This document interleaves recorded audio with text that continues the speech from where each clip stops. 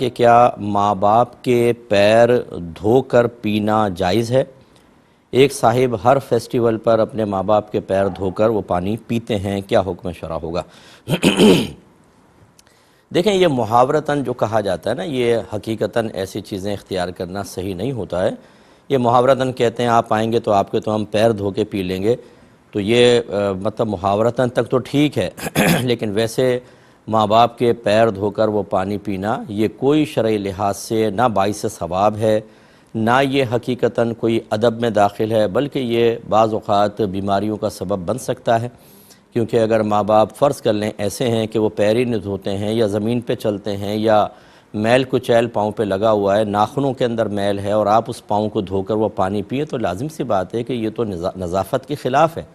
ہاں، میرے آقا صلی اللہ علیہ وسلم ایک ایسی ہستی ہیں کہ سر تا پا اللہ تعالیٰ نے آپ کو پاک اور طاہر مطہر فرمایا تھا، لہذا جب آپ وضو فرماتے تو صحابہ کرام علیہم الرضوان آپ کے جسم میں اقدس سے لگ کر گرنے والے پانی کو اپنے ہاتھوں پر لیتے اور اپنے جسم پر مل لیا کرتے تھے۔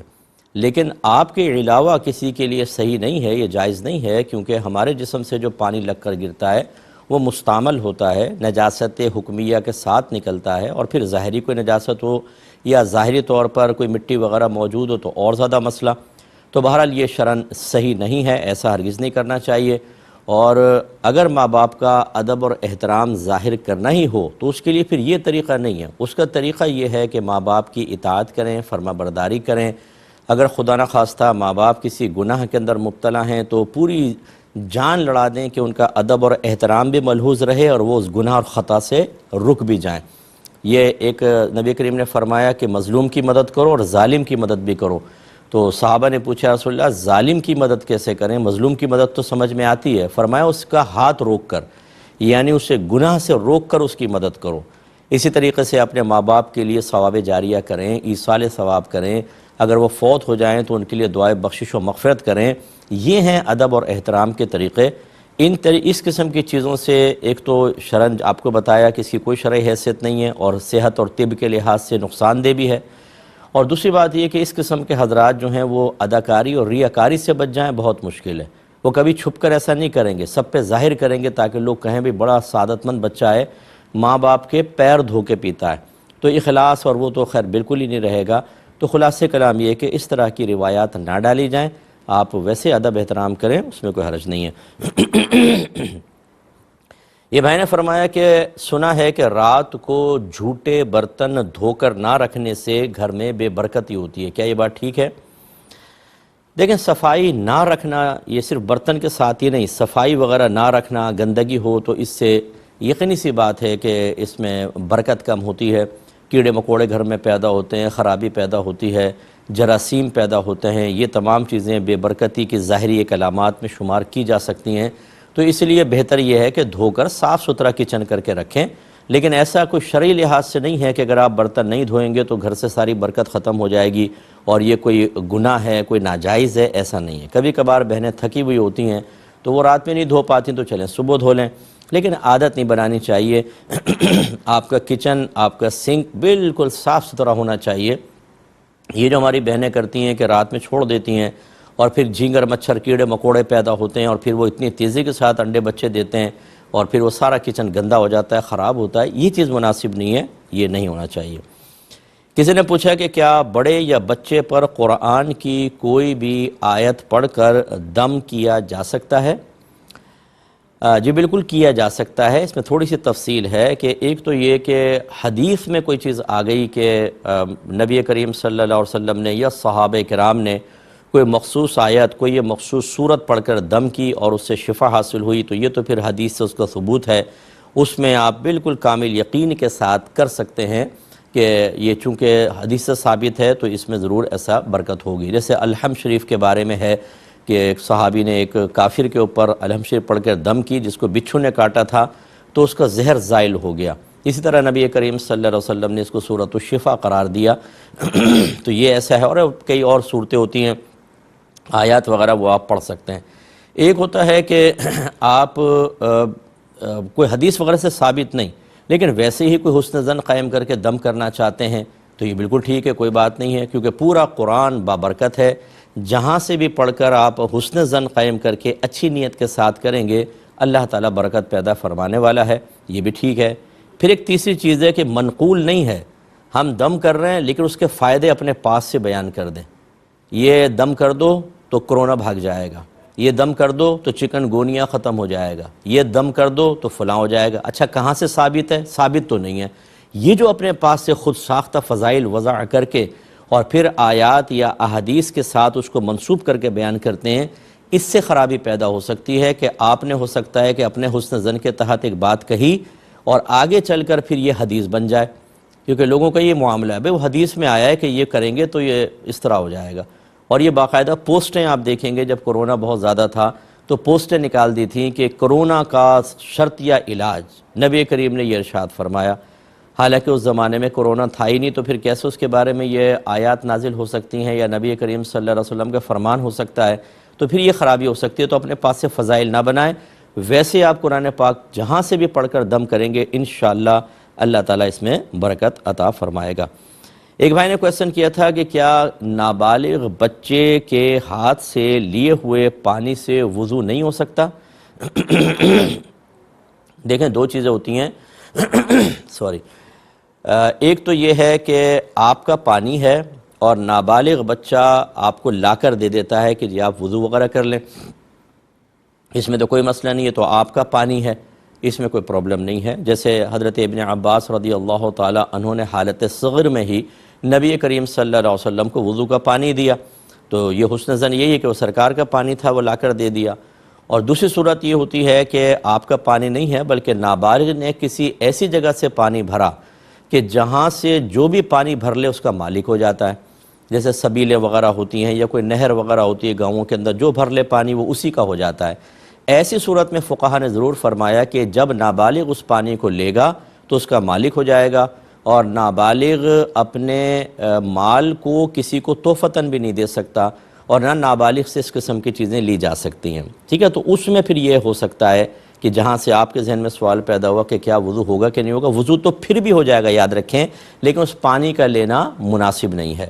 لیکن ہم اسی پر فتویٰ دیتے ہیں کہ آج کل کے عرف کے لحاظ سے اساتذہ ہوتے ہیں، ٹیچرز ہوتے ہیں، جیسے مدرسے کے اندر کوئی مطلب مٹکا وغیرہ رکھا ہوا ہے یا کوئی فریج وغیرہ رکھا ہوا ہے یا ڈسپنسر ہوتے ہیں، بچوں سے کہتے ہیں بیٹا پانی پلانا، جا کے بچہ جیسے ڈسپنسر سے پانی لے گا وہ اس کا مالک ہو جائے گا، لیکن وہ لا کے استاد کو دیتا ہے، استاد پی رہا ہوتا ہے، ہمارا یہ عرف جاری ہے۔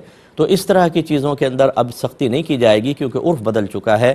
اگر نابالغ فرض کر لیں کہ کنویں باہر رفع عامہ کے لیے اور استاد کہتا ہے بیٹا وہاں سے پانی لانا، میں نے وضو کرنا ہے، اور بچے اس پانی کو نکالتے ہیں تو لازم بات ہے وہ بچے مالک ہوں گے، لیکن چونکہ ہمارے عرف جاری ہے اس لیے استاد کا منگانا شرعاً صحیح ہے۔ اور اس سے وضو تو میں نے پہلے ہی کہا کہ اگر شرعاً منع بھی ہوتا پھر بھی وضو پہ تو کوئی فرق نہ پڑتا، وضو ہو جاتا ہے، کیونکہ وضو کے لیے جب آپ نے پانی استعمال کیا تو پانی اعضائے وضو کو دھو دے تو بس وضو ہو گیا۔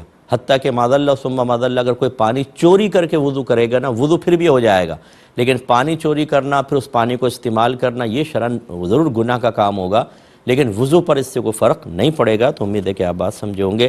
ایک کالر ہمارے ساتھ ہیں، السلام علیکم۔ وعلیکم السلام ورحمۃ اللہ وبرکاتہ۔ جی فرمائیے۔ جی مفتی صاحب آواز آ رہی ہے؟ جی جی آ رہی ہے، بولیے۔ اچھا، تو میرا کوشچن یہ ہے کہ میری ہمسائی ہے، اس نے ہاتھوں میں کچھ زیور پہنا ہوا تھا، ہاتھ میں؟ کانوں میں بھی۔ اچھا ٹھیک ہے، کانوں میں بھی، ہاتھوں میں بھی، یعنی بازو میں کنگن وغیرہ۔ ٹھیک ہے ٹھیک ہے۔ تو اس نے جو ہے یہ بولا کہ سب بہن بھائی بیٹھے ہوئے تھے تو اس نے کہا یہ میرے مرنے کے بعد مسجد میں دے دینا، ٹھیک ہے۔ لیکن زندگی میں اسے ضرورت پڑ گیا اور اس نے کسی نے کہا کہ اس طرح نہیں کہتے، اگر کہتے ہیں تو پھر لازمی دینا پڑتا ہے۔ ٹھیک ہے۔ تو پھر اس نے جو ہے وہ ضرورت پڑ گیا، اس نے استعمال کر لیا، اب وہ جو ہے تھوڑے تھوڑے پیسے کا کہ جتنے کا بکا تھا اتنے اتنے پیسے جمع کر کے مسجد میں دے رہی ہے۔ ٹھیک، تو اس کا صحیح شرعی حکم کیا ہوگا؟ چلیں میں بتاتا ہوں، ٹھیک ہے۔ ایک اور کالر ہیں، السلام علیکم۔ وعلیکم السلام۔ جی فرمائیے۔ وعلیکم السلام۔ بہن بولیے، آپ کی آواز آ رہی ہے۔ اپنے شوہر کے بارے میں بات کرنی ہے۔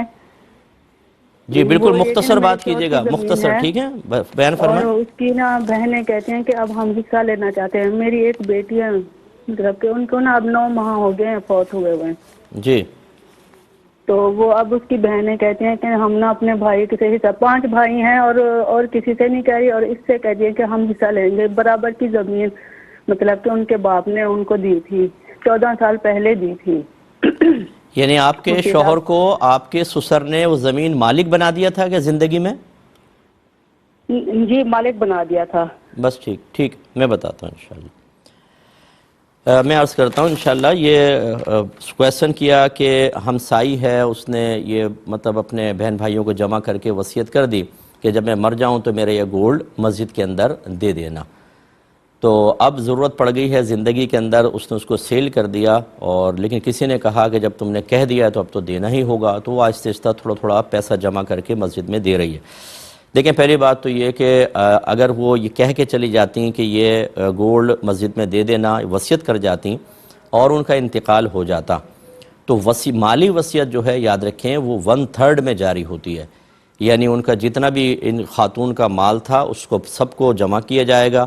جیسے سونا ہے تو اس کی مالیت معلوم کر لی جائے گی، چاندی اور دیگر جو مال ہے، پھر اس کے 1/3 کے اندر اگر یہ سونا چاندی جو انہوں نے کہا تھا کہ مسجد کو دے دینا، اگر اس کا 1/3 بن رہا ہے تو ٹھیک ہے، یہ دے دیا جائے گا۔ اگر 1/3 سے زیادہ بن رہا ہے تو پھر زائد جو ہے وہ وارثوں کے پاس آئے گا، صرف 1/3 ہی دیں گے۔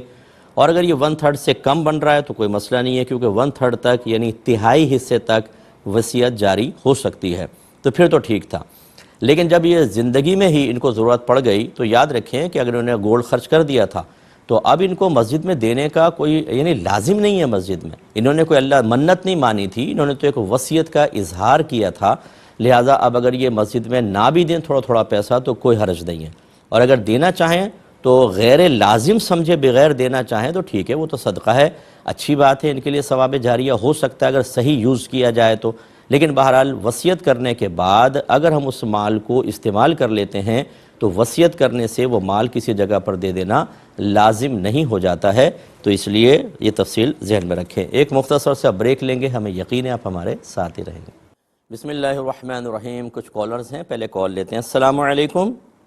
وعلیکم السلام۔ جی بہن۔ مفتی صاحب، ایک فیملی ہماری وہاں باہر رہتی ہے امریکہ میں، وہ کسی ریسٹورینٹ میں جاتے ہیں نان مسلم، تو وہ کہتے ہیں ہم وہ جو وہاں کا گوشت یا مرغی کا کھاتے ہیں بسم اللہ پڑھ کے کھا لیتے ہیں، تو یہ تو مطلب جائز ہے کیونکہ وہ تو جھٹکے کا ان کا ہوتا ہے۔ دوسرا وہ مشینوں سے جو ہے وہ کاٹتے ہیں مسلم بھی اور نان مسلم بھی، تو وہ گوشت بھی صحیح ہے کھانا یا نہیں، یہ آپ سے پوچھنا تھا۔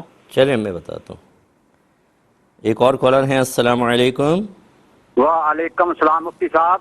جی میرا سوال یہ ہے مفتی صاحب کہ اگر اہلیہ جو ہے زبان دراز ہے بہت زیادہ، تو اچھا۔ وہ یہودی کہتی ہے جی کے بغیر بغیر قصور ہو تب بھی یہ تو وقت نہیں کہنا چاہیے، یہودی کہتا ہے اور وہ کہتی ہے کہ منافق اعلیٰ، تو اس پہ شریعت کیا لاگو ہوگا اس پہ اوپر؟ ٹھیک ہے، میں عرض کرتا ہوں انشاءاللہ۔ بڑی مہربانی۔ میں عرض کرتا ہوں۔ یہ بہن نے کویسچن کیا تھا کہ ان کے ہسبینڈ فوت ہو گئے ہیں، اللہ تعالیٰ ان کی بخشش و مغفرت فرمائے۔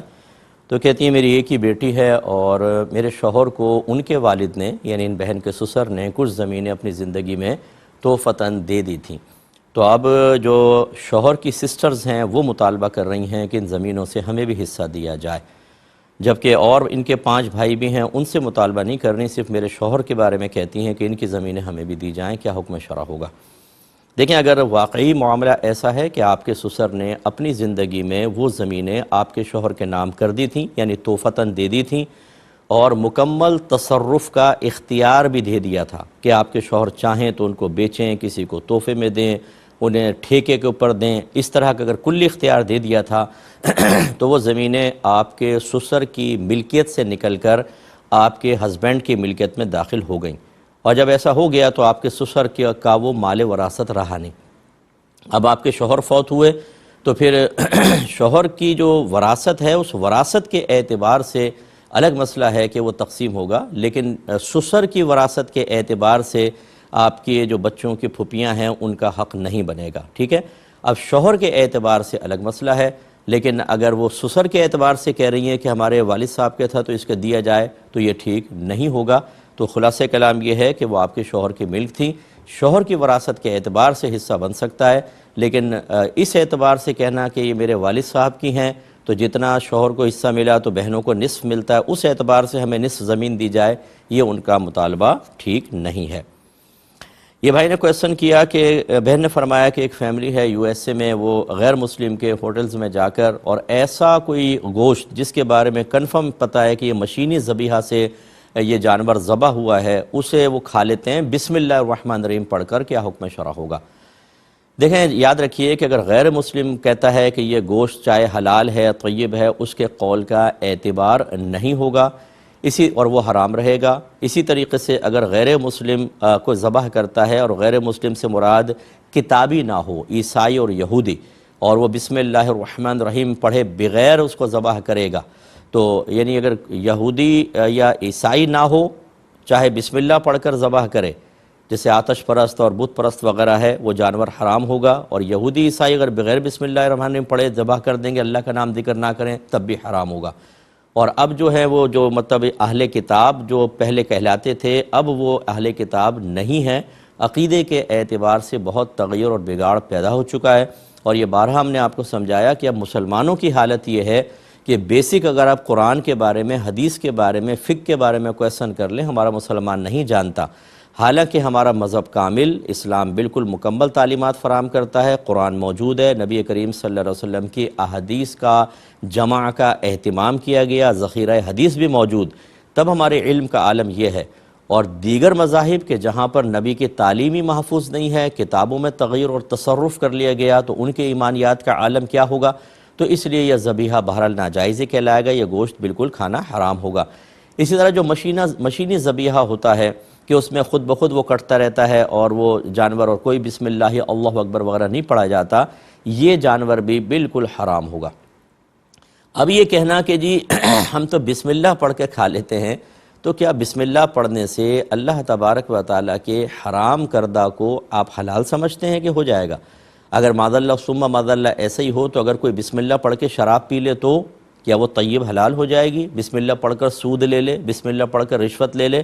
بلکہ یاد رکھیں کہ علماء نے فرمایا کہ جو حرام قطعی پر بسم اللہ پڑھے گا وہ تو دائرہ اسلام سے خارج ہو جائے گا۔ حرام قطعی پر یعنی وہ حرام شے کہ جس کا حرام ہونا قرآن پاک کی بالکل واضح آیت سے ثابت ہو۔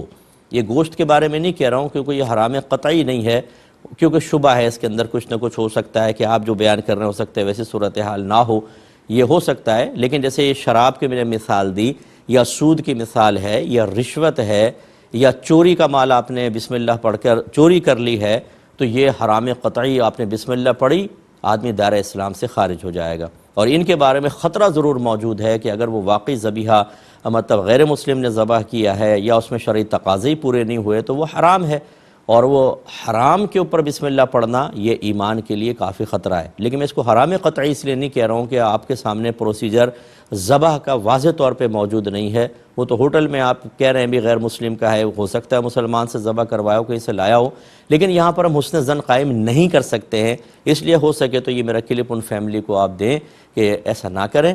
آپ یہاں پر تھوڑے سے مزے کے لیے اور تھوڑی سی اپنی آسانی اور سہولت کے لیے شرعی تقاضوں کو نظر انداز کریں گے تو یاد رکھیں کہ آپ کا امریکن ہونا آپ کو میدان محشر میں نہیں بچا سکتا۔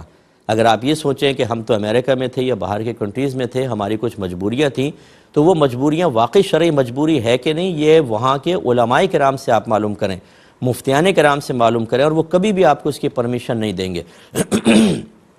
اگر ہر عام آدمی بھی اپنی مجبوریوں کو از خود اپنے ذہن سے شرعی مجبوری سمجھ کر اور شرعی رعایتیں حاصل کرنا شروع کر دے تو یاد رکھیں پھر تو ہر چیز حرام حلال ہو جائے گی، کیونکہ چور بھی اپنی کوئی شرعی مجبوری بیان کر رہا ہوتا ہے، کہتا ہے میں اپنے بچوں کو کہاں سے کھلاؤں، جاب نہیں مل رہی تو اس لیے میں چوری کر رہا ہوں، میں ڈاکہ مان رہا ہوں، میں موبائل چھین رہا ہوں، تو کیا ہم اس کا یہ عذر قبول کر لیں گے؟ تو اس لیے ایسا ہرگز نہ کریں، انہیں پیار محبت سے سمجھائیں، غلط فہمی میں مبتلا ہیں، اللہ تعالیٰ ان کو سمجھ عطا فرمائے۔ بھائی نے فرمایا کہ ان کی زوجہ، غالباً زوجہ ہی کہا تھا، ان کی ہیں یا کس کی ہیں، وہ زبان دراز ہیں اور شوہر کو یہودی کہتی ہیں کبھی، اور کبھی منافق اعلیٰ بھی کہہ دیتی ہیں، ایسی زوجہ کے بارے میں کیا حکم ہوگا؟ دیکھیں یہ وہ ہماری سسٹر ہوں گی کہ جنہوں نے دین نہیں سیکھا ہوا، اور یہی پھر چیزیں سبب بنتی ہیں اس طرح کے حرام اور غیر شرعی امور کے ارتکاب یا اظہار کا۔ نبی کریم صلی اللہ علیہ وسلم نے شوہر کا حق بیان کرتے ہوئے ارشاد فرمایا کہ اگر میں مخلوق کو سجدہ کرنے کا حکم دیتا تو بیویوں کو حکم دیتا کہ وہ شوہروں کو سجدہ کریں. یعنی اتنا اللہ تبارک و تعالی نے شوہر کا مقام و مرتبہ رکھا ہے. ایک روایت میں ہے رحمت کونین صلی اللہ علیہ وسلم فرماتے ہیں کہ عورت پر سب سے زیادہ حق اس کے ماں باپ کا ہے، لیکن شادی کے بعد سب سے زیادہ حق اس کے شوہر کا ہے. یعنی آپ اندازہ کریں کہ مذہب اسلام کی تعلیم یہ ہے کہ شادی کے بعد ماں باپ کا حق پیچھے ہو جاتا ہے. جس نے پال پوس کے بچی کو جوان کیا، پھر اس کی شادی کی، اور کتنی قرآن میں ماں باپ کی تلقینات ہیں، لیکن حدیث یہ کہہ رہی ہے، مذہب یہ کہہ رہا ہے کہ شادی کے بعد شوہر کا حق ماں باپ سے بھی زیادہ ہو جاتا ہے. اور ایسے زیادہ حق والے کو گالیاں بکنا، انہیں برا بھلا کہنا، کیونکہ یہ گالیاں ہیں، یہ کتنا برا ہوگا. رحمت کونین صلی اللہ علیہ وسلم نے، یہ بخاری کی روایت ہے، ایک دفعہ عورتیں تشریف فرما تھیں، عورتوں کا گروہ تھا. سرکار نے فرمایا عورتوں تم کثرت سے صدقہ کیا کرو کیونکہ میں نے تم میں سے اکثر کو جہنم میں دیکھا ہے. تو پوچھا گیا کہ یا رسول اللہ صلی اللہ علیہ وسلم کس سبب سے؟ آپ نے ارشاد فرمایا کہ ناشکری اور احسان فراموشی کی وجہ سے. پھر پوچھا گیا کہ کیا اللہ تعالیٰ کی ناشکری، اللہ تعالیٰ کی احسان فراموشی؟ فرمایا نہیں، شوہر کی ناشکری، شوہر کی احسان فراموشی. اور پھر سرکار صلی اللہ علیہ وسلم نے فرمایا کہ بعض اوقات ایک شوہر اپنی بیوی کے ساتھ ایک عرصہ دراز تک اچھا سلوک کرتا رہتا ہے، لیکن پھر وہ اس سے کوئی ناگوار چیز دیکھتی ہے تو کہتی ہے کہ ما رأیت منک خیرا قط، کہ میں نے تجھ سے کبھی کوئی بھلائی نہیں دیکھی. یعنی شوہر کے احسانات کو فوراً فراموش کر کے اس طرح کا جملہ کہنا، اس میں کوئی گالی تو نہیں تھی، اس طرح کے الفاظ تو نہیں ہیں، لیکن شوہر کے احسانات کو فراموش کر دینا ہی اتنا سنگین جرم ہے شریعت کی نگاہوں میں کہ سرکار نے فرمایا اکثر عورتیں اس احسان فراموشی اور ناشکری کی وجہ سے جہنم میں جائیں گی. تو ایسی بہنوں کو ذرا اللہ سے ڈرنا چاہیے اور ایسا ہرگز نہ کریں. تو بہرحال یہ حرام اور گناہ کبیرہ ہے، اس میں کوئی شبہ نہیں ہو سکتا. اب یہاں دو باتیں میں ضرور عرض کروں گا. پہلی بات یہ کہ زوجہ اس زبان درازی پر کیوں مائل ہوئی ہے. شوہر کو بھی اپنا احتساب کرنا چاہیے کہ کیا اس کے یا اس کے گھر والوں کے رویوں نے اس کو اتنا تلخ بنا دیا ہے کہ وہ اس طرح کے رویے اختیار کرنے پر یا اس طرح کے الفاظ بولنے پر مجبور ہوئی. اگرچہ میں پھر بھی جسٹیفائی نہیں کر رہا ہوں کہ اس کے لیے اس قسم کے حالات میں کہنا جائز ہے، اس کو شریعت کی پابندی کرنی ہوگی، لیکن بہرحال اسباب بھی دیکھنے چاہیے. بعض اوقات شوہر زیادتی کر رہا ہوتا ہے، اس کے گھر والے غیر منصفانہ سلوک کر رہے ہوتے ہیں اور پھر وہ ہائپر ہو کے ایسا کرتی ہیں، تو پھر ان کو بھی اپنی اصلاح کرنے کی ضرورت ہے. اور دوسرا پوائنٹ یہ ہے کہ یہ بچی ایسی کیوں ہے. معذرت کے ساتھ بہت سے لوگ سن رہے ہیں تو ناراض بھی ہوں گے، بہت سی مائیں ناراض ہو جائیں گی کہ بہت سی مائیں اپنی بچیوں کی تربیت نہیں کرتی ہیں. وہ خود اپنے شوہروں کے ساتھ سینے پر چڑھ کے گفتگو کر رہی ہوتی ہیں، گالیاں بک رہی ہوتی ہیں، انہیں برا بھلا کہہ رہی ہوتی ہیں. جب شوہر گھر سے باہر چلا جاتا ہے تو بچوں کے سامنے اس کی برائی کر رہی ہوتی ہیں کہ میری تو زندگی تباہ ہو گئی، میرے ماں باپ نے اس کمبخت کے ساتھ میری شادی کر دی، اے اللہ اس کی ٹانگیں ٹوٹ جائیں، اس نے یہ کیا، اس نے وہ کیا. اور پھر شوہر سے بدتمیزیاں، اس کے سامنے زبان چلانا اور دیگر چیزیں بچیاں وہ سیکھ رہی ہوتی ہیں.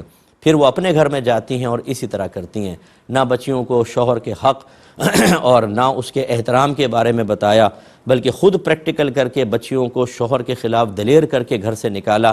اب آ کر بچی اگر ایسا کر رہی ہے تو اس میں ماں باپ کی تربیت کا بھی شدید، یعنی عدم تربیت کا شدید دخل ہے. تو ایسے ماں باپ بھی انتہائی قابل گرفت ہوں گے اور ان کی آخرت میں شدید گرفت ہوگی. ہاں اگر ماں باپ نے ادب سکھایا، احترام سکھایا، دینی تعلیم بھی سکھائی، بچی نے تربیت قبول نہ کی اور اس قسم کا رویہ اختیار کیا تو انشاءاللہ ماں باپ بری ذمہ ہیں. یہ میں ان ماں باپ کی خصوصاً ماؤں کے بارے میں گزارش کر رہا ہوں جو اپنی بچیوں کو خود یہ سب چیزیں سکھا رہی ہوتی ہیں. جھوٹ یہ سکھاتی ہیں، ان کے سامنے غیبت چغلیاں کر کے انہیں اس پر اور دلیر کر رہی ہوتی ہیں. پھر اپنے شوہر سے بدتمیزی کرتی ہیں، اپنی ساس کے ساتھ یا نندوں کے ساتھ بعض اوقات نامناسب رویہ اختیار کرتی ہیں جو بچیاں دیکھ رہی ہوتی ہیں. ان کی آبزرویشن یہی ہوتی ہے کہ پھر اس طرح کے معاملات میں ایسا کرنا ہے. اور ایک بڑی کسر جو ہے وہ ہمارے یہ جو مطلب ڈرامے وغیرہ لوگ دیکھتے ہیں ان میں بعض اوقات ایسے کردار دکھائے جاتے ہیں جس سے بچیاں سیکھ رہی ہوتی ہیں، لیکن ماں باپ ان کو روکتے نہیں ہیں. اگر وہ دیکھ بھی رہی ہیں تو ان کی اصلاح نہیں کرتے کہ یہ غلط چیز ہے، اس کو تم نے اختیار نہیں کرنا ہے. وہ سب تو پھر یہ اس طرح کے نتائج نکلتے ہیں.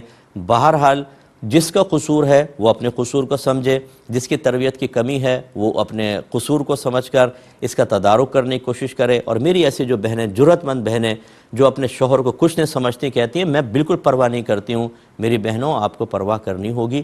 آپ ہمیں بھی اگر برا بھلا کہنا چاہیں تو آپ کی مرضی ہے، آپ کہہ سکتی ہیں، لیکن اس سے نفع آپ کو کچھ بھی نہیں ہوگا، بلکہ آپ کے نام اعمال میں اور گناہ لکھا جائے گا۔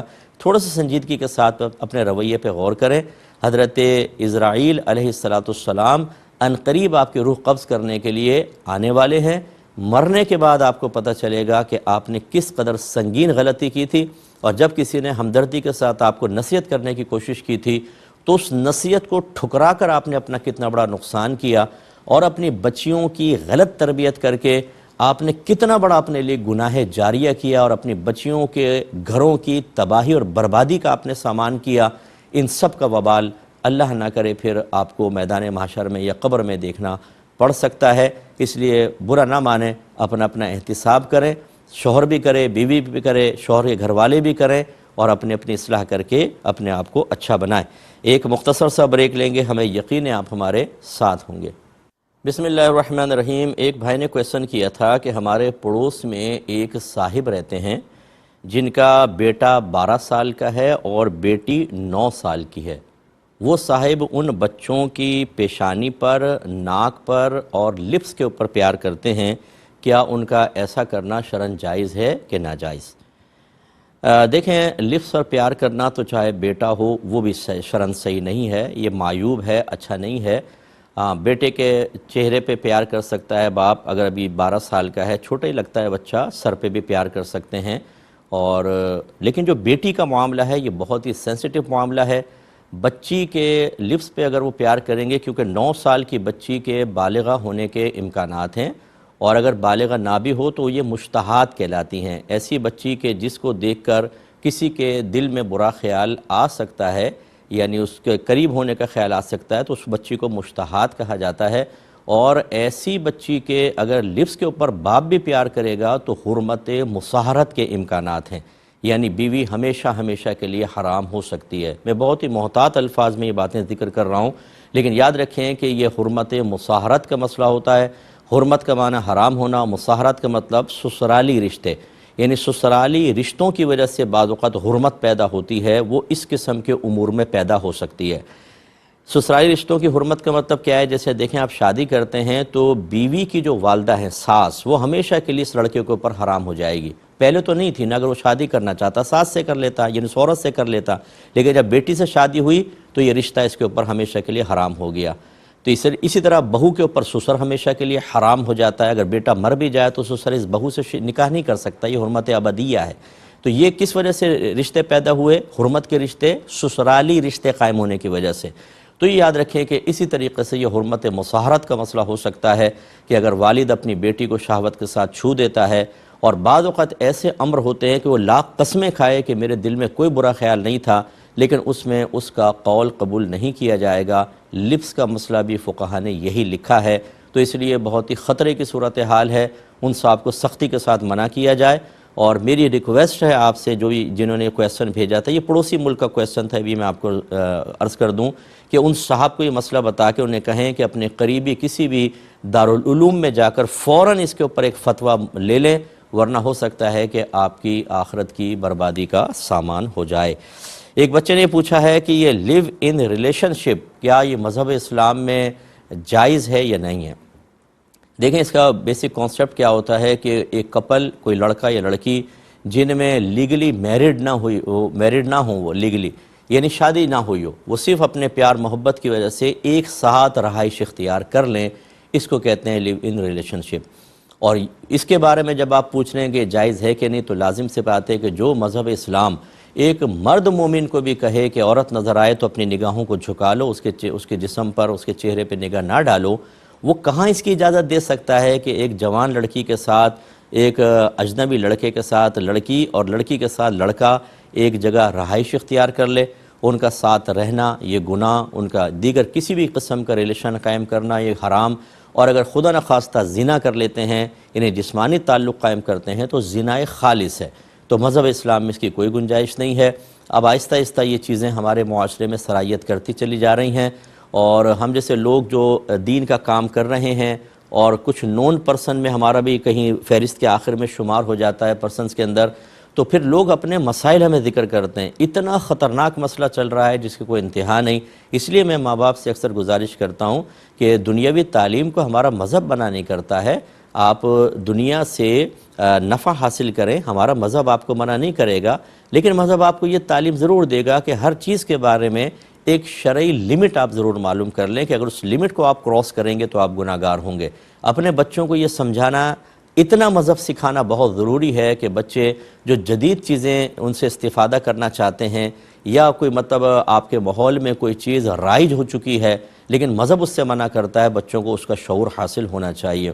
جب ہم اپنے ماں باپ اپنے بچوں کو بیسکس بھی نہیں سکھاتے، یا بیسکس کو ہم نے یہ سمجھا کہ ناظرہ پڑھا دو، حفظ کروا دو، ایمان مفصل، ایمان مجمل 6 کلمے یاد کرا دو، سنت کے مطابق نبی کریم کی دعائیں یاد کرا دو، نماز پوری کروا دو، دین مکمل ہو گیا. یہ دین مکمل نہیں ہوا، یہ تو دین کا ایک دال کا ایک نقطہ بھی پورا نہیں ہوا ہے. بہت سی چیزیں سکھانی ہوتی ہے ماں باپ کو، فرض علوم سکھانے ہیں لیکن وہ نہیں سکھاتے اور بچے پھر اس قسم کی چیزوں میں انوالو ہو جاتے ہیں. جب تک آپ زندہ ہیں، میں ماں باپ سے خطاب کرتے ہوئے عرض کر رہا ہوں کہ جب تک آپ زندہ ہیں آپ بچوں کو دیکھ سکتے ہیں، لیکن اگر آپ نے دین نہیں سکھایا تو آپ کب تک دنیا میں رہیں گے یہ بتائیں. اس کے بعد آپ کے بچوں کا کیا ہوگا اور ان بچوں کی نسلوں کا کیا ہوگا؟ کیا آپ سے آخرت میں کوئی نہیں پوچھا جائے گا؟ پوچھا جائے گا. میں بار بار یہ حدیث سناتا ہوں اور انشاءاللہ زندگی بھر سناتا رہوں گا کہ کلکم راعین و کلکم مسئول عن رعیتہ، تم میں سے ہر شخص نگہبان ہے اور اس سے اس کے ماتحت کے بارے میں برود قیامت سوال کیا جائے گا. پھر سرکار نے حاکم کے بارے میں فرمایا کہ حاکم اپنی رعایا پر حاکم ہے، اس سے اس کی رعایا کے بارے میں پوچھا جائے گا. پھر فرمایا مرد اپنے گھر پر حاکم ہے، اس سے اس کے بیوی بچوں کے بارے میں کویسچن ہوگا. عورت اپنے گھر پر حاکم ہے، اس سے اس کے شوہر کے گھر اور بچوں کے بارے میں کویسچن ہوگا. حتیٰ کہ فرمایا کہ نوکر بھی اپنے گھر پر نگہبان ہے اپنے آقا کے گھر پر، اس سے اس کے گھر کے بارے میں کویسچن ہوگا. تو خلاصہ کلام یہ ہے کہ ماں باپ سے کویسچن ہوگا. اگر آپ نے غفلت اختیار کی، اگر آپ نے شریعت کو بوجھ سمجھا، اگر آپ نے دین کی پابندیوں کو خود قابل نفرت نگاہوں سے دیکھ کر ان سے دور بھاگ کر بچوں کے اندر بھی دور بھاگنے کے سلسلے میں دلیری اور جرأت بھر دی، ان کو ایک راستہ یہ دکھایا، تو پھر آپ کا بھی میدان محشر میں سخت احتساب ہونے والا ہے. اللہ تعالیٰ سب کے بچوں کو ان چیزوں سے محفوظ فرمائے. ایک بھائی نے کویسچن کیا تھا کہ بازار میں گولڈ کی قیمت زیادہ ہے لیکن جب ہم فروخت کرنے جاتے ہیں تو کم قیمت میں گولڈ فروخت ہوتا ہے. اب اگر ہمیں اس گولڈ پر زکوٰۃ نکالنی ہو تو کون سی قیمت کا اعتبار کریں گے؟ جو انٹرنیشنل لیول پہ قیمت رائج ہے یا جب ہم گولڈ بیچتے ہیں تو جو اس کا پیسہ لگ رہا ہے وہ؟ دیکھیں ہم تو اسی پر فتویٰ دیتے ہیں کہ جب آپ سنار سے معلوم کریں کہ اتنے کیرٹ کا میرے پاس اتنا گولڈ موجود ہے، 8 تولہ 10 تولہ میں بیچنا چاہتا ہوں، اس کی قیمت بتائیں. 2-4 سے معلوم کر لیں، جو اکثر قیمت بتائیں گے ان تھوڑا سیم تھوڑا فرق ہوتا ہے، بس وہ سمجھ لیجئے کہ آپ کا یہ زکوٰۃ کا مال ہے، اس میں سے آپ کو زکوٰۃ نکالنی ہے. تو یعنی قیمت فروخت جو آپ معلوم کریں گے جتنے میں آپ کا گولڈ جا رہا ہے اتنے کے شریعت آپ کو مکلف بنائے گی، کیونکہ اگر آپ بیچ بھی دیتے ہیں تو اتنا ہی پیسہ حاصل ہوگا. تو اس لیے اسی کو پھر آپ بیس بنا کر، بنیاد بنا کر اور زکوٰۃ نکالیں. ایک بھائی نے پوچھا کہ واش روم میں فریشنر یا اسپرے وغیرہ لگانا صحیح ہے یا نہیں، کیونکہ سنا ہے کہ ان سے جنات اٹریکٹ ہوتے ہیں، مائل ہو جاتے ہیں، کیا حکم شرع ہوگا؟ دیکھیں اس میں کوئی حرج نہیں ہے. بعض اوقات ہوتا ہے کہ اسمیل وغیرہ ختم کرنے کے لیے مہمان گھر میں آتے ہیں، بعض اوقات تو وہ فریشنر وغیرہ چھڑک دیا جاتا ہے یا کوئی ایسی چیز رکھی جاتی ہے جس سے مسلسل خوشبو آتی رہتی ہے اور ناگواری محسوس نہیں ہوتی ہے، تو اس میں کوئی حرج نہیں ہے. آپ ایئرپورٹ پر دیکھ لیں، دیگر جگہوں پر ہوٹلز وغیرہ کے اندر دیکھیں، وہاں پر بھی ایسے ہوتا ہے. تو کیا ہر ہوٹل میں جانے والے پہ جنات مائل ہو جاتے ہیں؟ ہاں جنات اٹریکٹ ہوتے ہیں خوشبو کی طرف، لیکن ہر جگہ نہیں ہوتے ہیں. اور ہمارے مذہب نے ہمیں طریقہ بتائی دیا، جب آپ باتھ روم میں داخل ہوں تو باہر ہی بسم اللہ الرحمن الرحیم پڑھیں اور اللہم انی اعوذ بک من الخبث والخبائث پڑھ کر داخل ہوں. جنات کے درمیان پردہ آ جائے گا، کوئی مسئلہ نہیں ہوگا. تو اس میں کوئی حرج نہیں ہے، ٹھیک ہے. اور ایسا نہیں ہوتا کہ جہاں پر خوشبو ہوگی جنات ضرور آئیں گے، ورنہ پھر واش روم کا ہی کیوں؟ آپ اگر ویسے ہی اسپرے سینٹ لگاتے ہیں کسی شادی بیاہ میں جانے کے لیے تو جنات تو جب خوشبو پہ اٹریکٹ ہو رہے ہیں نا، نہ کہ واش روم کے اندر خوشبو پر اٹریکٹ ہوں گے، وہ تو خوشبو پر ہوں گے. تو پھر باہر بھی ہو سکتے ہیں آپ کی طرف، خوشبو لگانے چھوڑ دیں. تو اس لیے اس قسم کے وسوسوں سے آپ دور رہیے. ایک پوسٹ مجھے کسی نے بھیجی، اس میں ایک مضمون تھا، پوچھا مجھ صاحب یہ صحیح ہے کہ نہیں؟ پوسٹ پہ یہ لکھا تھا کہ میری خواہش ہے کہ میری موت ماں کی گود میں ہو تاکہ فرشتے بھی سوچیں کہ اسے کہاں لے جائیں، یہ تو مرا ہی جنت میں ہے۔ کیا یہ بات صحیح ہے یا غلط؟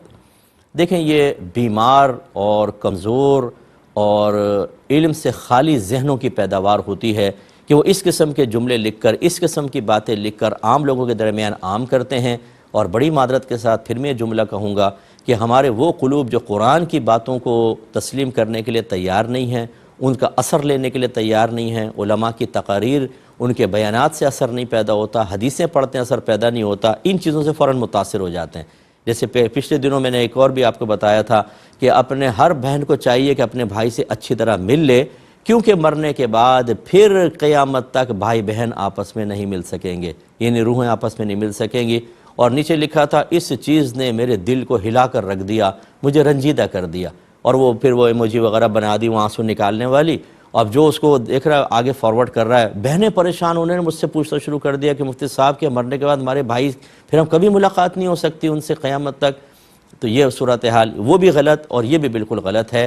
اس میں خرابی کیا ہے کہ یہ تو آپ نے روایت سنی ہوگی کہ ماں کے قدموں تلے جنت ہے، لیکن ماں کی گود میں جنت ہے، اور جو ماں کی گود میں مرے گا وہ جنت میں مر گیا گویا کہ یہ تو کہیں روایت میں موجود نہیں۔ پھر فرشتے جب اللہ تعالیٰ کی طرف سے آئیں گے تو کیا وہ بالکل کچھ نہیں جانتے؟ ان کو تو سب کچھ دے کر بھیجا جاتا ہے۔ فرشتے وہی کرتے ہیں کہ جو انہیں حکم دیا جاتا ہے۔